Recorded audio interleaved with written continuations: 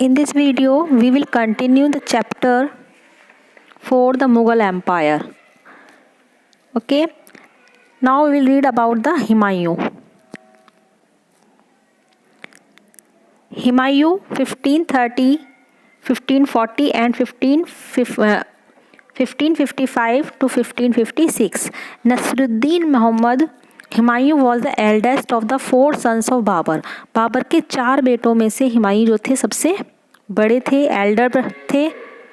He succeeded his father to the throne in the 1530 में ही उनको उसका सक्सीजर बता दिया गया था कि यही इनके सक्सीजर हैं बाबर के, मतलब इसके बाद राजगद्दी किसको मिलेगी?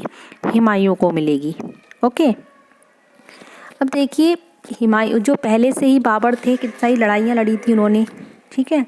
तो पहले से ही हुमायूं के पास बहुत सारे टास्क थे करने के लिए। हुमायूं की सबसे बड़ी जो डिफ़िकल्टी थी वो अफ़गान थे।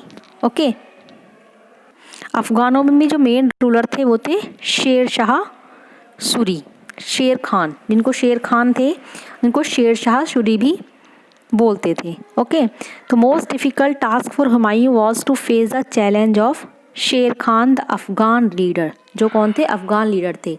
हुमायूं ने अपनी पहली जो बैटल था उनका 1532 में दौहरिया, ठीक है, हिंदी में लिख रही हूँ मैं, दौहरिया एक जगह का नाम है, ठीक है, या इंग्लिश में लिख सकते हैं हम, दौहरिया प्लेस पर एक लड़ाई हुई थी इनकी अफ़गानों के साथ। अफ़गानों की साइड से लीडरशिप की थी महमूद लोदी ने। ओके, महमूद लोदी ने लीडरशिप की थी अफ़गानों की साइड से, जिसमें अफ़गानों की हार हुई थी। नेक्स्ट शेर खान ने क्या किया? वो हार एक्सेप्ट कर ली।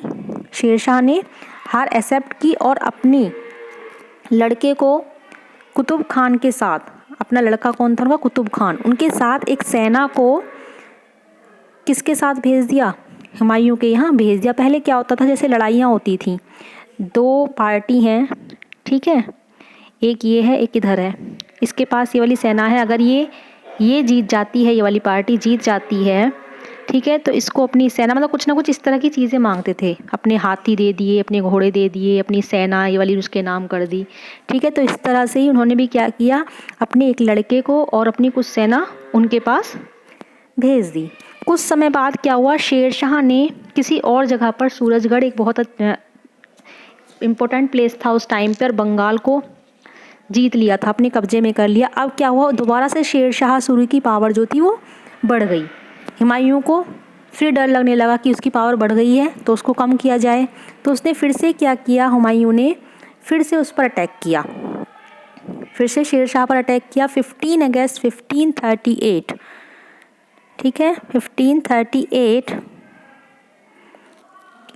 को जब हुमायूं जो थे वापस गौंड पहुँचे तो उसे चारों ओर लाशों के ढेर दिखाई दिए। हुमायूं ने इस जगह का नाम इसलिए जन्नताबाद रख दिया। क्या रख दिया? जन्नताबाद। जन्नताबाद। लौटते टाइम हुमायूं और शेर खान के बीच फिर बक्सर के पास एक चौसा नाम की जगह है, वहाँ पर लड़ाई हुई जिसमें हुमायूं की बुरी तरह से हार हुई। अब आता है शेर शाह सूरी। अब उसकी तो हार हो गई हुमायूं की, उसके बाद किसने रूल किया? Sher Shah Suri. Sher Shah was the son of A small land holder in Sasaram, Bihar. Okay, his original name was Farid Khan. It is believed that he was given the name of Sher Khan after killing a tiger single-handedly. Okay, उसके बाद उसको नाम दिया गया था जब उन्होंने एक टाइगर की डेथ मार दिया था एक सिंगल हैंड से, उसके बाद उनको शेर खान का नाम दिया गया। An ambitious Sher Khan joined the Mughal army when Babur came to India. जब बाबर इंडिया में आया था उसके बाद इन्होंने मुगल एम्पायर ज्वाइन किया। Then there he learn all the strategies of Mughal warfare. After the death of Babur, he turned the political stability to his favor and extended control over Bihar and Babur की death के बाद उन्होंने पूरे बिहार पर और बंगाल पर अपना कब्जा कर लिया, defeating Humayun in the battle of Kannauj and establishing the second Afghan rule in India. Okay, Gwalior and Rajputana in 1545 he died in an accident gunpowder explosion while beginning the fort of Kalinjar. He was buried at Sasaram. Sasaram में इनका यह Tom है, ठीक है, जो यहाँ पर बनवाई गई थी सासाराम में। शेरशाह सूरी की जहाँ डेथ हुई सासाराम बिहार में, वहाँ पर उनकी टॉम की एक पिक्चर है। Within the short span of his rule Sher Shah not only expanded his territory but also consolidated his power. बहुत कम समय तक उन्होंने रूल किया, ठीक है, लेकिन उन्होंने अपनी टेरिटरी को ही नहीं बढ़ाया बल्कि अपनी पावर को भी उस टाइम पे बढ़ाया था। However his greatest achievement came neither as a general nor as conqueror. उनके जो अचीवमेंट थे उसमें से एक था he is known as the have built a network of road Sadak e Azam. Sadak e Azam,